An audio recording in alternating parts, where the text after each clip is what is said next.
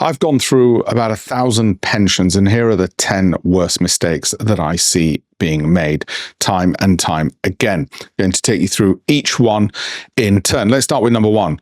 Low growth. That's probably the number one problem. Roughly 5% over the last 5 years, even when the markets have done incredibly well. And I'll give you a solution to each one of these. Now, how does the low growth element usually happen? First of all, people often haven't looked at their pensions, or when they've looked at them, they've been told by the IFA, this is what you're going to get, you're moderate risk, you shouldn't be taking more.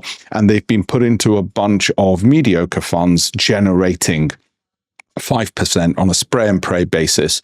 And then every time they've raised this as a question, or worse still, they've not even bothered to raise it as a question. Anytime they've raised it as a question, they've been told, don't worry, the fund manager's changed, this has improved, we're going to put you into these, we're on top of it. And that's bought the IFA more time. Let's look at number two. And as I said, I will come to solutions on each of these.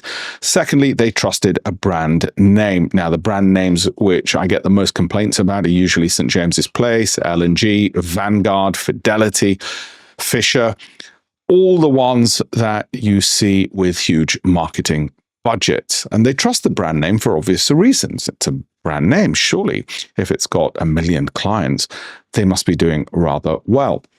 And again, the problem there becomes that those companies are very good at marketing, but as the academic literature shows, and I've published it in my Financial Times columns and in my 18-odd books as well, as the academic literature shows, the hot hand fund will market more and will revert to mean. In other words, they'll have a good year, they'll do lots of marketing. The year after, their performance will be incredibly poor because they'll go back to mean reversion. It's a bit like the person who throws 10 heads on a coin and says, hey, invest with me, I'm really good at flipping coins. Of course, the next 10 flips are just random. And this has been proven by Nobel Prize winner Eugene Fama as well. Let's look at mistake number three. They didn't realize how much they would need. Now, this one's really easy to solve. The reason they didn't realize how much they would need in retirement is because it's very difficult to know and have tools. I created some free ones because this kept coming up, and I'll give you the links in a moment, where you can put into the free calculators exactly how much you might need and work it out. And I made it completely free, and there's no need for, and even entering your email, you don't have to do.